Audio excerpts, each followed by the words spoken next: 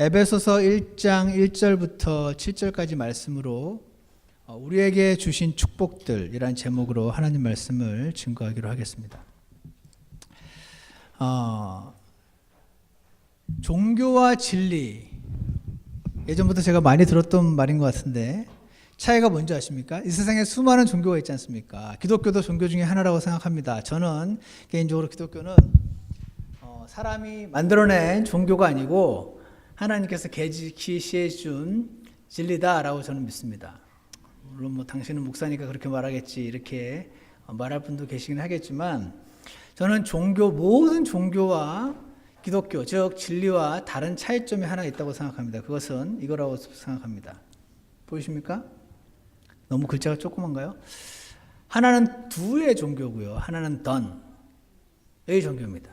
두의 종교는 하라 말라교가 그렇게 하면 이런 막 열심히 하고 저런 거 안 하면 천국 갈지도 몰라. 그러기에 두의 종교고 성경의 진리는 던입니다. 끝났습니다. 사람이 천국을 가기 위해서 해야 될 모든 일들을 예수님이 다 끝내버리셨습니다. 그래서 예수님이 십자가에서 죽으실 때 It is finished. 다 이루었도다 라고 외치시면서 돌아가셨거든요. 그래서 기독교에서 유난히 믿음으로란 말을 많이 합니다. 믿음으로란 말은 예수님께서 다 끝내셨기 때문에 믿음으로만 나오게 되는 겁니다. 예수님이 들끝내셨으면 우리가 해야 되는 게 생깁니다. 여러분 아이들의 손을 붙잡고 디즈니 월드라든지 이런 어떤 곳에 놀러 가보신 적이 있으실 겁니다. 그때 일반적으로 아빠나 엄마가 모든 비행기 표를 비롯해서 거기 숙박 장소 거기 무슨 자유이용권 등등을 다 미리 사고 계획하고 해서 아이의 손을 붙잡고 갑니다. 아이는 자기가 해야 되는 게 아무것도 없습니다. 딱 하나 있습니다. 아빠가 가자 하면 네 하고 아빠 손을 잡는 거. 이거 하나밖에 없습니다. 아이 입장에서는 그것만 하면 되는데 사실은 아빠가 전부 다 해놨기 때문에 가능한 거 아닙니까? 마찬가지입니다. 기독교에서 왜 자꾸 믿음을 강조하냐면 아빠가 다 해놨기 때문에 네가 할 게 없다. 너는 아빠가 다 해놓은 거 아빠 손 잡으면 삐용 날아가서 저기 도착할 거야. 그러면 그게 자신의 머리로 이해가 가지 않아도 아빠의 손을 붙잡는 겁니다. 내 친구가 그러는데 디즈니월드는 굉장히 비싸야 되는데 그 돈을 어떻게 우리 아빠가 마련하실라나 하고 생각하는 것이 훌륭한 아이가 아니고 아빠가 표 다 사놨다는 걸 믿고 그냥 손만 내미는 아이가 훌륭한 아이인 것입니다. 맞습니까? 그래서 하나님께서 다 해놓으셨다. 이것이 성경의 진리고 이거 잘 안 믿어지는데 하나님이 그 많은 일을 어떻게 다 해놓으셨을려나 걱정하는 사람이 훌륭한 그리스도인이 아니고 아멘 하고 믿는 그리스도인이 훌륭한 그리스도인인 줄 믿습니다. 그래서요, 죄사함도 앞으로요, 받게 되는 게 아니고 열심히 착하게 살면, 헌금 많이 하면, 교회 열심히 다니면 이미 주신 것을 받아들이는 겁니다. 그래서 이미 주셨기 때문에 믿음이 강조됩니다. 축복도 마찬가지입니다. 여러분 이거 아십니까? 축복도 마찬가지예요. 축복도 하나님이 그리스도 안에서 다 이미 우리에게 주셨습니다. 이걸 우리가 안 믿으니까 계속 축복을 기대하는 것이죠. 그래서 축복을 받는 비결도 믿음에 있습니다. 오늘 본문 에베소서 1장 3절을 보시면 하나님 곧 우리 주 예수 그리스도의 아버지를 찬송하리로다. 그분께서 그리스도 안에서 하늘의 처소들에 있는 모든 영적인 복으로 우리에게 복을 주셨으니 라고 되어 있습니다. 한국말로도 주셨으니고 영어로도 gave고 헬라어로도 에어레스트. 그래서 앞으로 주실 것이니가 아니고 여러분이 주 예수 그리스도 안으로 들어오기만 하면 이미 주신 그 복을 받게 된다 하는 것이 성경의 약속인 줄 믿습니다. 여기 보시면은요, 이 그림 보이시나요? 저기에 굉장히 작게 보이는데 빨간색 보이세요 혹시? 빨간색 점 안 보이십니까? 오늘따라 이렇게 작게 보이는지 모르겠네요. 저기가 에베소인데 오늘 우리가 읽은 여기입니다. 여기 보이십니까 여기? 아, 왜 이렇게 작게 되는지 모르겠네요. 오늘따라 저기 화면이 작아요. 저희가 에베소인데 이게 현대 지도입니다. 여전히 에베소는 여기 있습니다. 여기. 그래서 지금의 터키 땅입니다. 오늘 우리가 읽은 에베소서는 어떤 그냥 옛날에 고대 무슨 신화적인 어떤 그런 글이 아니고 현 시대에도 있는 에베소라는 한 도시에 있는 구원받은 그리스도인들에게 사도 바울이 쓴 편지라는 거죠. 그래서 이게 원형 경기장, 에베소에 있는 원형 경기장입니다. 저기서 연극도 하고 싸움도 하고 구경도 하고 이게 그 유명한 에베소에 있는 라이브러리라는 곳이고 이런 것들이 전부 에베소에 있습니다. 가보신 분이 혹시 계십니까? 자매님 가보셨나요? 네. 에베소 지금 터키 저곳을 가시면 이런 그림도 있습니다. 이거 뭔지 아십니까? 이 에베소가 음란한 도시였습니다. 저게 창녀촌을 가는 안내판입니다. 그 창녀들은 그냥 창녀가 아니라 그 신을 모시는 신전의 여사제들, 남자 사제들이었습니다. 그래서 거기에 가서 그들이 음란한 행위를 하는 것 자체가 그들의 신을 경배하는 것이었습니다. 그래서 음란함과 우상숭배는 늘 같이 갔었습니다. 이 그림 보이십니까? 아르테미스 다이아나라고 하는 여신입니다. 저 사람의 저 있는 것이 주머니들입니다.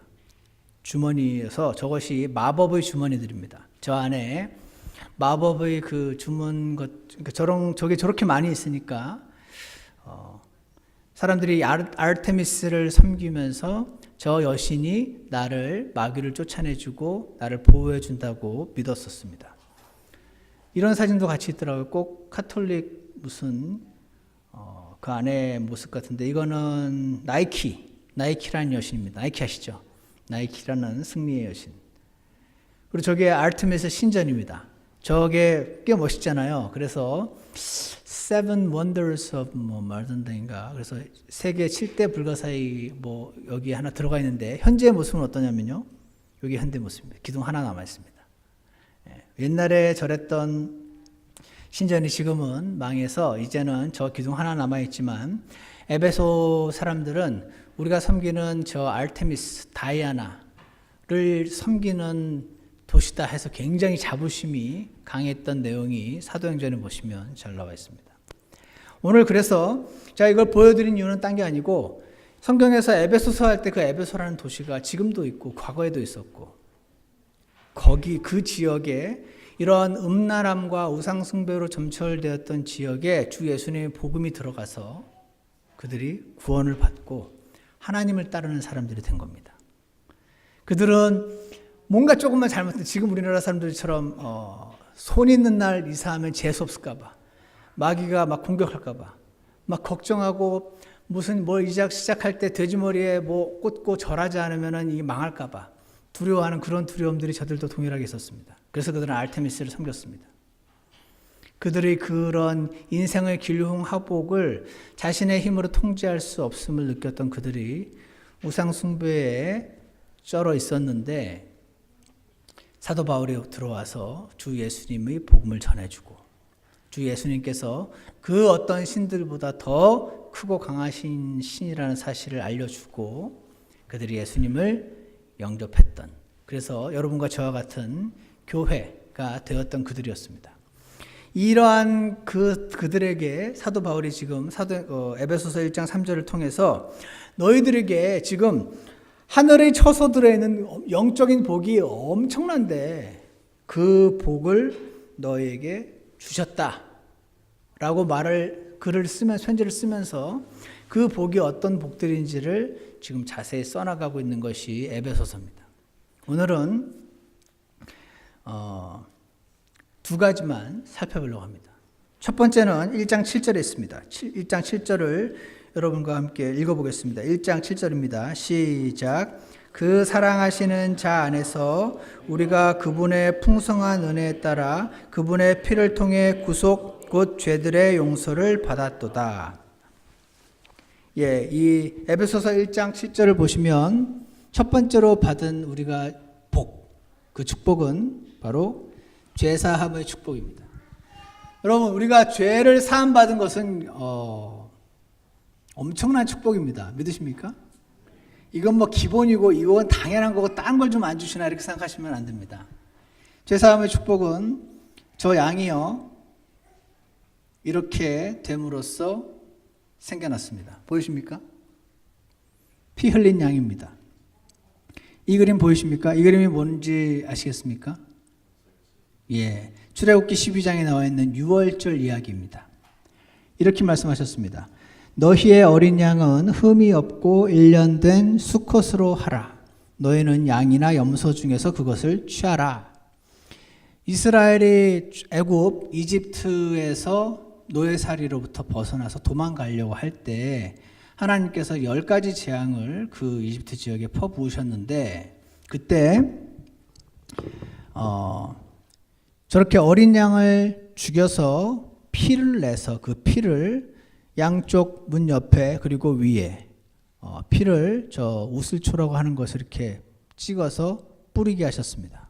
그리고 이렇게 말씀하십니다. 같은 달 14일까지 그것을 간직하였다가 저녁 때에 이스라엘 회중의 전체 집회에서 그것을 잡으라. 잡으라는 것은 kill, 죽여라 하는 것입니다. 그래서 저 가족을 위해서 어린 양 한 마리가 희생됐습니다. 그래서 그런 걸 가리켜서 희생양이라고 부릅니다. 우리가 잘 아는 희생양이라는 표현이 여기서 나왔습니다. 그들은 피를 취하여 그것을 먹을 집의 양옆 기둥과 문 기둥에 뿌리고라고 말씀하셨습니다.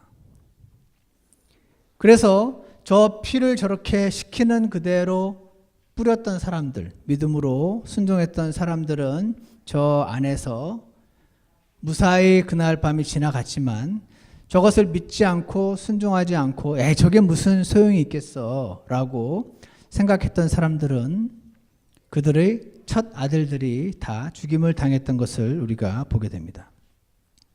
그런데 성경에서 요한복음 1장에서 예수님께서 이렇게 오시는 모습을 보고 침례자 요한이 존 더 베프티스트가 외쳤던 외침이 있었습니다. 그게 뭔지 아십니까? 회개하라? 이겁니다. 예수님께서 오시는 것을 보고 세상 죄를 제거하시는 하나님의 어린 양을 보라. 이렇게 말했습니다. 과거에 저 유월절 어린 양이 대신 희생을 당해서 그 집안 사람들이 죽음의 사자로부터 구원을 받았던 것처럼 저 예수님께서 대신 죽으심으로 우리가 죽음의 사자로부터 구원을 받게 될 것이다. 그래서 보라, 세상 죄를 제거하시는 하나님의 어린 양을 이렇게 말하신 것입니다.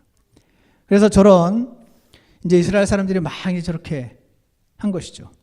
출애굽기 12장에 보시면 심판을 집행하시겠다고 약속하시고 13절에 그 피가 너희가 거하는 집 위에 있어 너희를 위해 표가 되게 할지니라.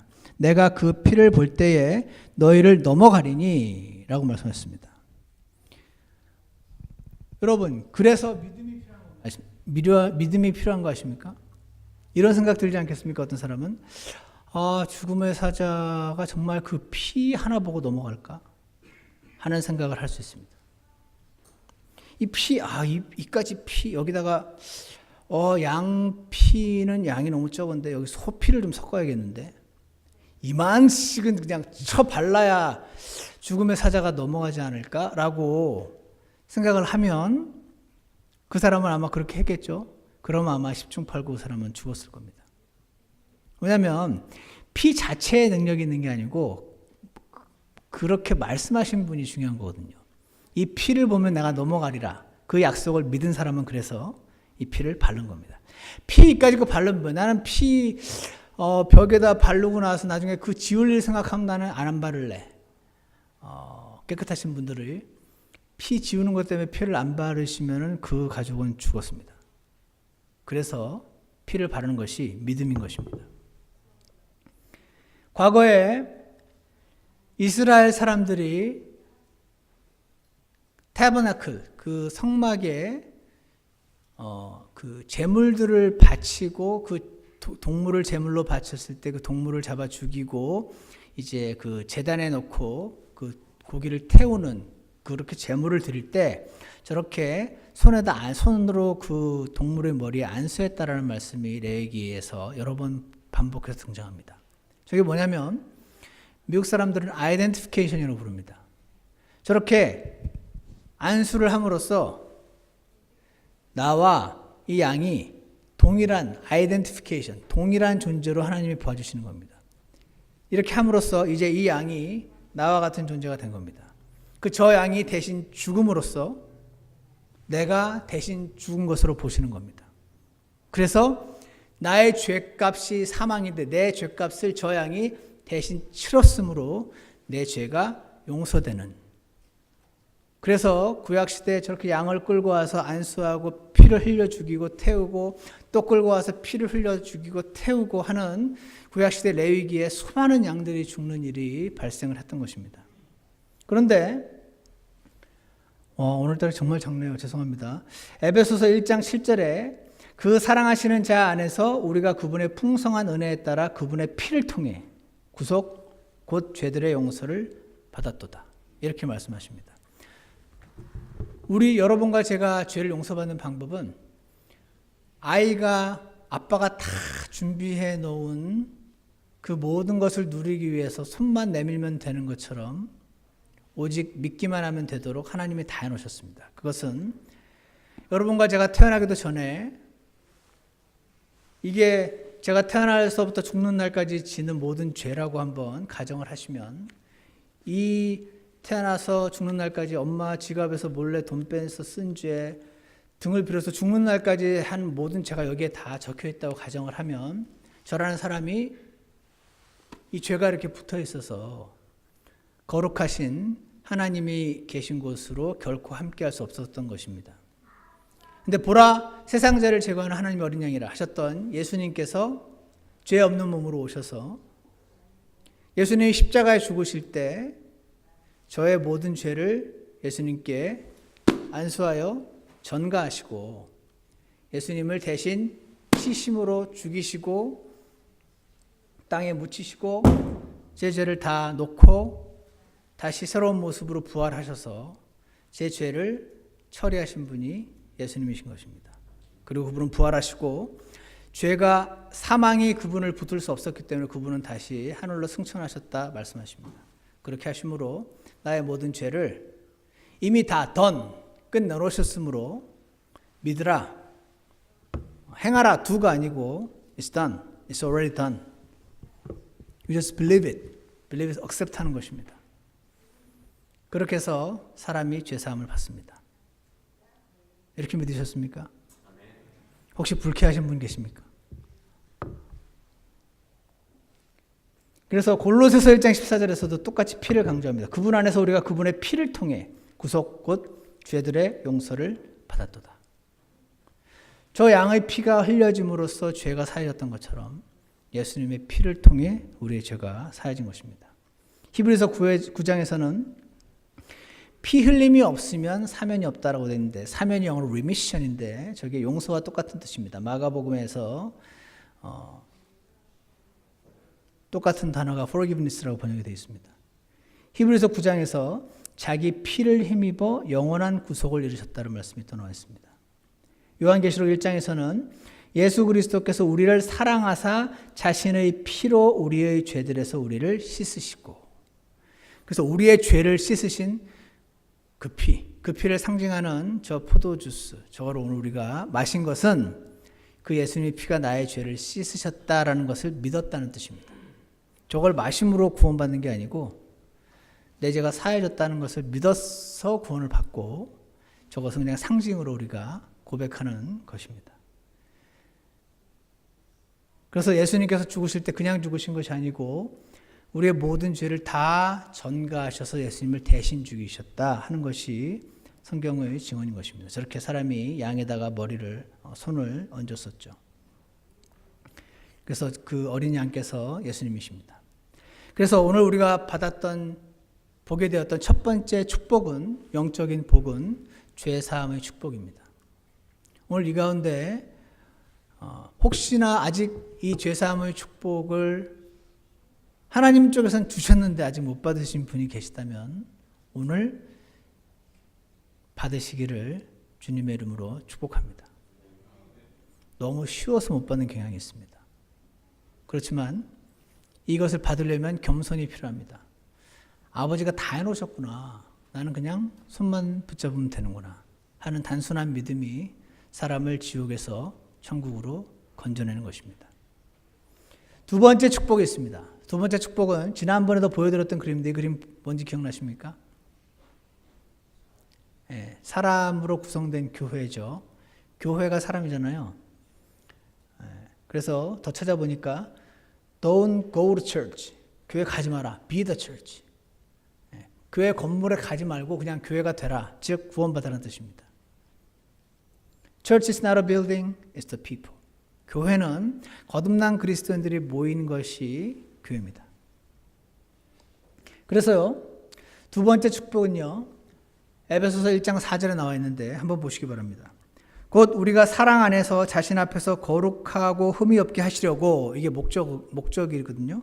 그렇게 하시려고 목적, 뭐를 하셨냐면 세상의 창건 이전에, 이 세상을 창조하시기 이전에 그분 안에서, 그분이 누구죠?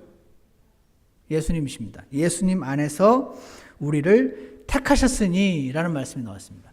예수님 안에서 우리를 택하셨다라는 말씀이 나왔습니다. 여기 보시면요, 많은 분들이 이 구절 때문에 칼빈의 예정론이라는 것이 나옵니다.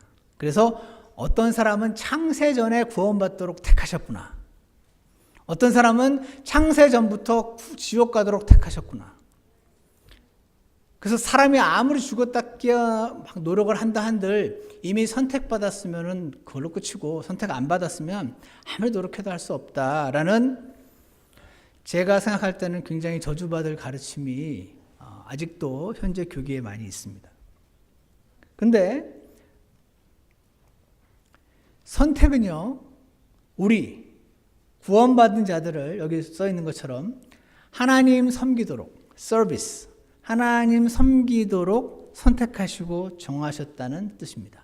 성경에서 선택은요, 택함 받는 건요, 구원과 관련된 게 아닙니다. 창세전에 어떤 사람은 구원받도록, 물론 이렇게 믿으시는 분들도 계십니다.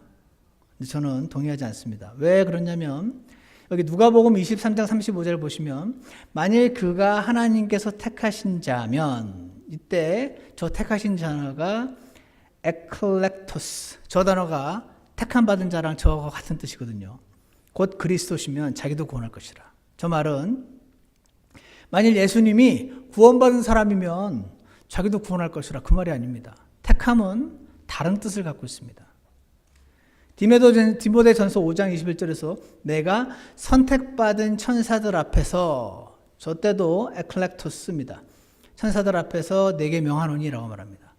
선택을 자꾸 구원으로 생각을 하면 구원받은 천사가 있고 구원 안 받은 천사가 있구나, 이런 교리가 또 나오게 됩니다. 저 선택은, 하나님은, 예수님은 천사를 위해 죽으신 적이 없습니다. 그래서 구원받은 천사가 있고 구원 안 받은 천사가 있는 게 아닙니다. 예수님의 피는 오직 사람을 위해서 흘려졌으므로, 그래서 선택받았다는 것은 이제 뒤에 나오는데, service, 르네 로페즈라는 성경학자가 God elects for service, not salvation. 선택하셨다는 것은 지옥에서 구원받도록 선택하는 것이 아니고 섬김으로 부르시는 부르심이다라고 말씀하십니다. 목사님들이 주로 참조하시는 사전인데, 빈센트 사전인데 여기 뭐라고 써있냐면, 이 비슷한 말들은 에클렉테인, 저게 이제 to choose, 선택하다, 그리고 에클렉토스라는 단어는 chosen, 선택받은, 택함받은, 또는 elect, 선택받은이라는 뜻인데, are used of God's selection of men or agencies for special missions. 이분을 이렇게 제가 오늘 김경인 집사님과 정 집사님을 선택해서 오늘 이 주의 만찬을 나눠드리는 걸로 선택 일종의 한 거거든요. 스페셜 미션을 하시도록 선택한 것입니다. 선택은 언제나 구원이 아니고 스페셜 미션을 말하는 것이다. Or attained, but neither here nor elsewhere in the New Testament.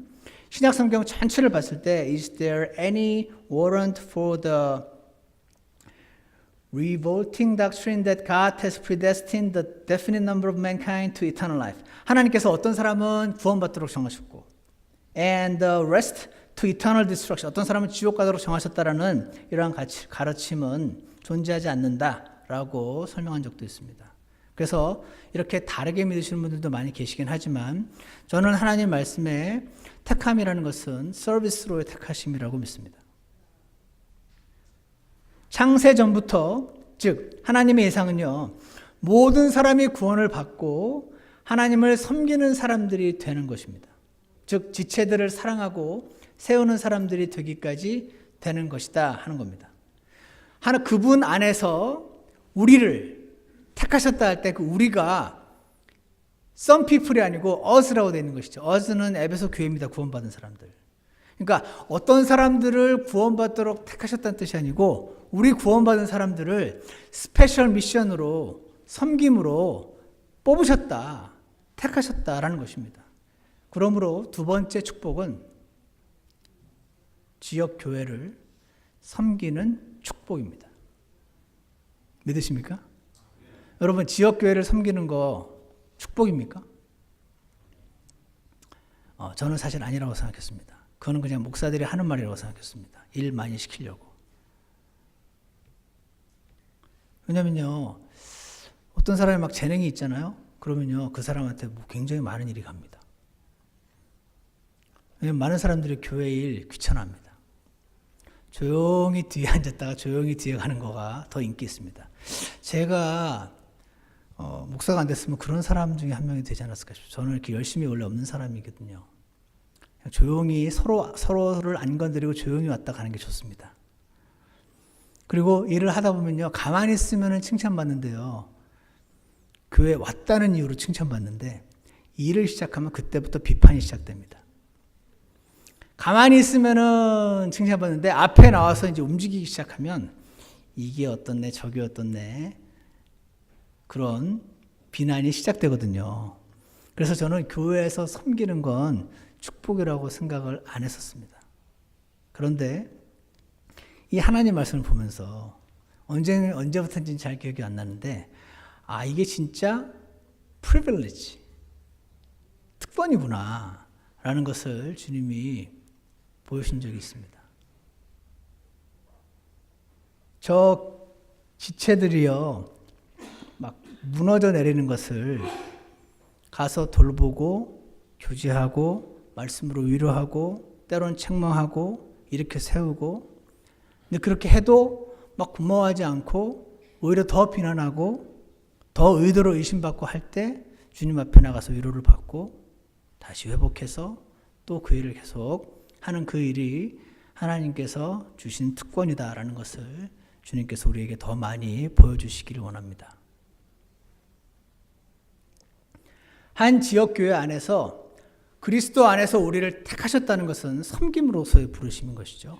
그래서 그 섬김이라는 것은 옆의 지체들을 돌보고 세우고 섬기는 사람들이 되게 하셨다는 뜻입니다. 그런데 이 일을 하는 게요, 의무가 아니라 특권이라는 겁니다. 여러분, 제가 여기 이렇게 써놨는데 특권과 권리의 차이가 뭔지 아십니까? 권리는요, 뺏기면 싸웁니다. 권리는 뺏기면 화를 냅니다. 특권은 뺏기면요, 마음이 아픕니다. 그냥 무릎을 꿇게 되고 주님 앞에 뭐가 잘못됐는지 회개하게 되죠. 그래서 뺏겨보면 내가 이 일을 특권으로 여기고 있었는지 권리로 여기고 있었는지가 드러납니다. 의무는요, 내가 하기 싫어 죽겠는데 억지로 하는 게 의무입니다. 그게 옳으니까 하건, 그렇게 하면 내가 교회에서 높아지니까 하건, 뭐든 간에 그렇게 하는 건 의무고, 거기에 해당되는 단어가 지금 갑자기 생각이 안 나지만 특권의 개념으로서 일들은 다시 그때마다 어려울 때마다 마음을 다시 주님 앞에 가져와서 회복하고 주님께 시각을 새로이 잡게 해주시라고 기도해서, 이게 굉장한 특권이며 사실은 감사해야 되는 상황이라는 것을 기억하고 다시 겸손하게 사람들을 세움으로 나아가는 것이 하나님께서 우리에게 원하시는 길인 줄 믿습니다. 근데 여러분, 어떤 일을요, 매주 하다 보면 이게 사실은 특권이고 되게 감사한 건데 지겨워지기도 하고, 우리의 육신은 특권을 의무로 만들게끔, 특권을 권리인 것처럼 생각하게끔 만듭니다. 그래서 어떤 분들은 제가 여러 번 얘기했지만, 내가 장로 되는데 나 장로 안 시킨다고 교회 나가시는 분들이 있습니다. 그게 뭡니까? 그걸 정말 특권으로 여겼던 것일까요? 아니면은 나야말로 그 일을 해야 될 권리가 있는 사람이라고 여겼던 것일까요? 하나님께서 원하시는 것은 여러분과 제가 지금 교회를 섬기고 하는 이 모든 한 가지 행동들이, 예를 들어 이런 거 있잖아요. 친교 얼마나 지겹습니까? 자매님들 매주 친교할 때마다 얼마나 힘이 듭니까?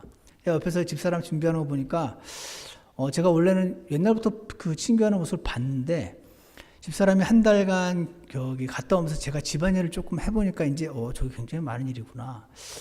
고기를 먼저 볶네 이런 게 눈에 들어오더라고요. 그전까지는 맨날 봤는데 눈에 안 들어왔는데, 저게 별거 아닌 것 같은데 양이 많아지니까 되게 힘들구나 하는 것들이 이제 눈에 처음으로 들어오기 시작하더라고요. 이게요, 매번 내 차례가 돌아올 때마다 사람은 야호! 드디어 내 차례다 친교! 주님을 섬길 수 있는 기회네, 이렇게 하기 굉장히 어렵습니다. 그렇지 않습니까? 피곤해 죽겠는데 힘들고 그렇게 되기가 쉽습니다. 그것이 잘못했다라기보다 그러한 육신을 우리는 갖고 있음을 주님 앞에 인정하고, 주님 제 시선을 새롭게 해주셔서 의무가 아니라 특권임을 기억하게 해주세요. 만약에 이게 특권 아니면 괜히 특권이라고 자꾸 목사님이 우기지 않게, 그냥 마땅히 해야 되는 의무인데 어쩔 수 잘 견딜 수 있게 도와주세요. 이렇게 기도하시기 바랍니다. 그러나 제가 하나님 말씀을 지금까지 연구한 바에 따르면 옆의 지체들을 섬기는 것은 때로 우리를 힘들게 할 때도 있지만 주님이 주신 특권이며, 이 특권을 우리가 누리게 하시려고 창세 전에 그분 안에서 여러분과 저를 택하셨다 하는 이 말씀을 기억하시기 원합니다.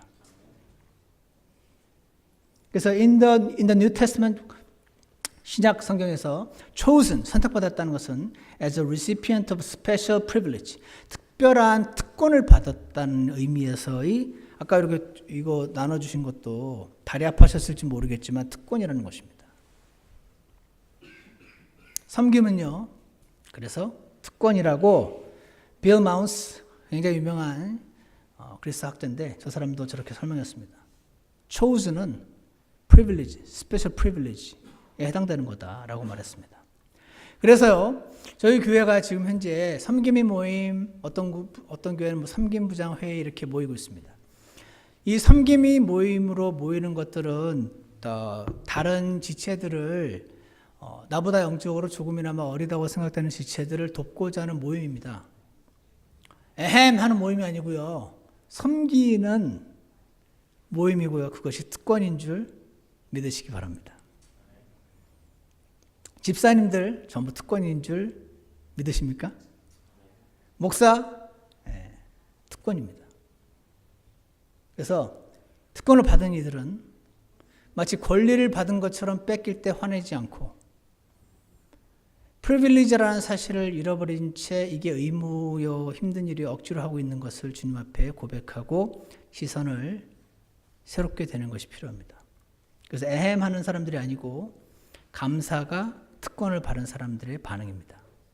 그렇게 되기를 원합니다. 너무 조용한 느낌이에요. 맞나요? 섬김의 특권을 누리고 살다 보면은 어떻게 됩니까? 그 결과가 사랑 안에서 자신 앞에 거룩하고 흠이 없게 된다고 말하십니다. 즉 성장이 있습니다. 여러분, 섬길 때요, 제대로 섬길 때 성장이 있습니다. 예전에 제가 말한 적 있죠. 제가 예전에 교회 다닐 때 한 송 형제라는 사람이 킹제임스 성경을 너무 사랑했습니다. 그리고 이 성경에 대해서 막 그 책을 써놓고 설명을 해놓으신 그 목사님들 책들이 또 많이 있었거든요. 그 주석사들 다 싸들고 얘기했죠. 어디로 갔다 그랬죠? 네, 절로 들어갔습니다. 6개월간 내가 이 진리의 말씀, 칼을 갈고 오겠다. 갔다 와서 내가 진리의 검객이 되어 돌아오겠습니다. 하고 성경책 싸들고 주석서 싸들고 6개월 동안 정말 밥만 먹고 공부만 하려고 절로 들어가셨습니다. 나중에 6개월 뒤에 나타났습니다. 아니나 다를까 무슨 말만 하면 그 형제는 척척척 피면서 얘기를 합니다. 척척척. 제가 그걸 보면서 나도 언젠간 저렇게 되리라 하면서 나도 언젠가 절에 들어가야지 하면서 너무 멋있더라고요. 그냥 말 안 하고 여기에 이 구절에 따르면 이렇게 됐고 이러고 있으니까. 그런데 제가 봤을 때 이상한데 저 양반 기형적인 모습이 나오는 걸 보면서 저게 정말 성장한 사람, 차차작 피는 사람이 성장한 사람일까? 왜 다른 이들을 세우고자 하고 섬기려는 모습, 사랑하는 모습은 없을까? 이상한데 라고 생각을 하고 넘어갔었는데 나중에 이 교회와 섬김을 보게 되었을 때 교회를 떠나서 지식을 쌓을 때 사람이 성장하는 것이 아닌 것을 알게 되었습니다. 왜냐면요, chosen us in him. 그래서 that 목적이 뭐냐면 사랑 안에서 거룩해지고 흠이 없게 되는 것. 성장은 교회 안에서 다른 지체들과의 부딪힘과 깨어짐을 통해서 내가 배운 하나님 말씀을 지식에 있는 말씀이 믿음으로 내려와서 그 믿음을 순종해 보고자 할 때 이것이 사랑이 없이 성령님의 도움 없이 절대로 불가능하구나 하는 것을 깨달으면서 깨어지면서 비벼지면서 철이 철을 날카롭게 하듯이 그렇게 되는 것임을 주님께서 우리에게 말씀해 주시는 것입니다. 그래서 사랑 안에서, 즉 사랑이 많은 사람으로 변화되는 축복은 이 지역 교회를 섬기는 축복 중에 하나입니다. 거룩하게 되는 것. 거룩이 뭡니까? 조금씩 주님을 닮은 모습으로 변화됨을 경험하는 축복 또한 누리게 됩니다. 왜냐하면요, 내 힘으로는 섬김이 불가능한 것은 어느 순간 보게 됩니다. 여러분이 열심히 섬길수록 상처를 받게 될 수가 있습니다. 왜냐면요, 막 고마워하는 게 아니라 오히려 비난하고 오해를 받고 비방을 받게 될 일이 있기 때문에 그렇습니다. 그때 이 상태에서도 섬겨야 되는 거예요, 저 사람을. 이거는 하나님이 주신 사랑이 아니면은 나의 육신의 사랑으로는 불가능하구나 라는 걸 깨달으면서 거룩한 모습으로 변화가는 것입니다. 마지막으로 흠이 없게. 우리의 저와 여러분이 갖고 있는 많은 흠들이 하나둘씩 사라져가는 축복도 누리게 됩니다. 왜냐하면 지역 교회 안에 있으면 깎일 수밖에 없기 때문에 그렇습니다. 누가 나를 자꾸 건드려 주는 겁니다. 나를 자꾸 화나게 하는 지체들이 있는 겁니다, 주변에. 그들을 버리고 혼자 어디론가 파묻혀서 날마다 하나님 말씀을 연구한다고 성장하는 것이 아니고 하나님께서는 우리 지역교회, 즉 chosen us in him, 그분 안에서 special privilege for service로 우리를 부르시고 하나님 말씀을 배우고 기도하고 함께 부딪히는 가운데 저렇게 왜 돌과 돌을 세울 때도 깎아야지 맞잖아요. 천연 돌끼리는 잘 안 맞지 않습니까? 여러분과 저의 모습은 천연 돌인 것입니다. 살아있는 돌. 그래서 저렇게 교회가 세워지려면 깎이는 일이 필요합니다. 그래서 저는 여러분이 주님이 부담을 주시는 만큼 앞장서서 섬기시기를 축원합니다.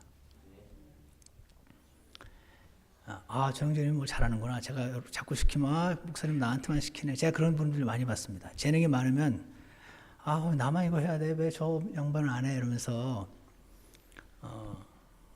그러시는 분도 많이 있었는데 그렇게 되면 안 되죠. 사실 서로 짐을 나눠줘야 되는 게 맞습니다. 그러나 우리가 하나님을 섬기고 옆에 지체들을 섬기는 것이 특권이라는 사실을 기억하시고 주님 안에서 이 특권을 인조할 수 있게 도와달라고 그렇게 기도하고 주님을 계속 잘 따르기를 간절히 원합니다. 그래서 저렇게 한 명 한 명이 더해주고 한 명 한 명이 더 잘하고 더 성장한 사람이 밑으로 들어가는 원칙 아시죠? 여러분 집안에서 누가 더 성경을 많이 아십니까? 그분이 덜 아는 그분 밑으로 들어가셔서 그분을 봐주고 섬기고 해야 됩니다. 죄송합니다. 제가 예전에 이 말을 기억하면서 듣지 말았으면 좋았을 말 이라고 생각을 했었는데 주님의 진리는 그렇습니다. 예수님께서 우리를 섬기시려고 제일 밑바닥으로 오셔서 저렇게 죽지 않으셨습니까? 그것은 성경의 원칙인 줄 믿습니다. 예수님 안에서 우리에게 주신 영적인 축복, 죄사함의 축복과 지역교회를 섬기는 축복, 여러분이 인조하시고 주님 앞에 늘 나아가는 저와 여러분이 되기를 간절히 원합니다. 기도하겠습니다. 참 선하신 하나님 아버지, 그리스도 예수님 안에서 우리를 창세전에 선택하셔서 특별한 미션을 주셨다고 오늘 들었습니다. 그것은 우리 모두 죄사함의 축복을 주신 후에 지역교회로 소속되게 하셔서 내 옆의 약하고 어리석은 지체들을 섬기고 돌보고 세우고 사랑하는 그러한 부르심으로 부르셨다는 것을 저희가 믿고 주님 앞에 고백합니다. 그러나 하나님, 저희 육신은 그들을 그렇게 끊임없이 사랑만 할 수 없음을 고백합니다. 우리 안에 계신 성령 하나님께서 역사하셔야만 우리의 이기적인 육신이 주님과 함께 십자가에 못 박혀 죽었음을 믿음으로 성령께서 제 안에서 사시는 삶을 따라가게 될 줄 믿습니다. 오늘 이 말씀을 주님께서 특별히 우리 성도님들 개개인의 마음 판에 새겨지게 하시고 자신을 죽은 것으로 여기고 성령 하나님을 따르는 삶을 배우게 도와주셔서 주님이 보시기에 정말 기뻐하시는 그런 아름다운 교회 모습이 저희 가운데 생겨날 수 있도록 축복해 주시기를 간절히 원합니다. 감사를 드리며 예수 그리스도 이름으로 기도드렸습니다. 아멘. 우리 다 같이 일어나셔서 찬송가 88장 1절, 3절, 4절 부르겠습니다. 축복, 복을 세워보는 시간이 있기를 원합니다.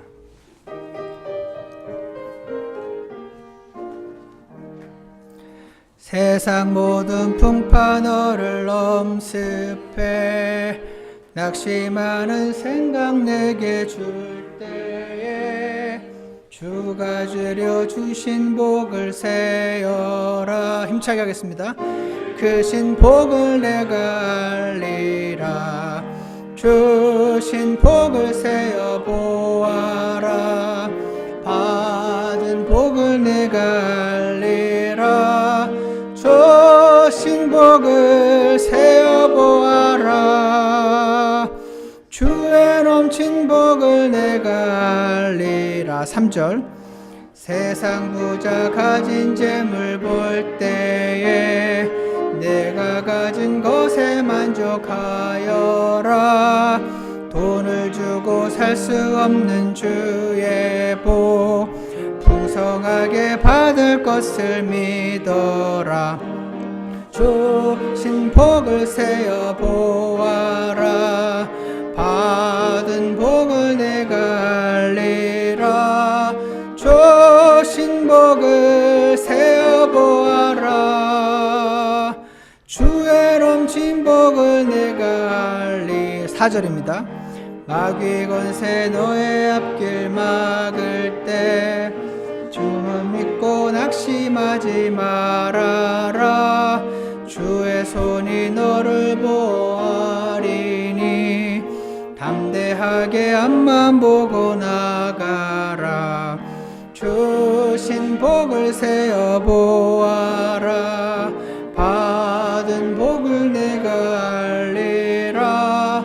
주신 복을 세어 보아라. 주의 넘친 복을 내가 알리라. 아멘. 기도하겠습니다. 하나님 아버지, 너희가 간구하는 것들을 감사함으로 하나님께 알려지게 하라. 이렇게 말씀하셨던 것이 기억이 납니다. 하나님 아버지, 우리가 주님 앞에 간구해야 되는 많은 기도 제목들이 있습니다. 그 기도 제목을 가지고 나아갔을 때 먼저 감사함으로 주님께 아뢰어지게 주님께서 주신 복들을 세워볼 수 있는 저희가 되게 도와주시옵소서. 이미 많은 영적인 복들로 그리고 육신의 복들로 주님께서 우리를 채워주셨음을 기억하게 도와주시기 원합니다.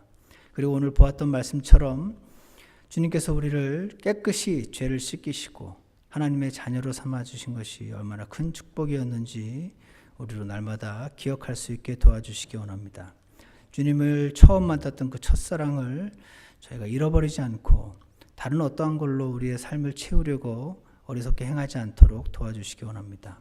그리고 하나님께서는 우리를 창세 전부터 다른 지체들을 세우는 특별한 섬김으로, 특별한 특권으로 부르셨다는 사실을 우리 모두가 기억하게 하셔서 우리가 혼자 단독으로 사는 삶이 아니고 주 예수님의 몸 안에서의 삶이라는 사실을 기억하게 도와주시기 원합니다. 그래서 저희가 날마다 받은 구원을 감사드리며 옆의 지체들을 주님의 능력으로 세우며 살아가는 저희가 될 수 있도록 인도하여 주시옵소서. 감사를 드리며 예수 그리스도 이름으로 기도드렸습니다. 아멘. 예배를 마치겠습니다.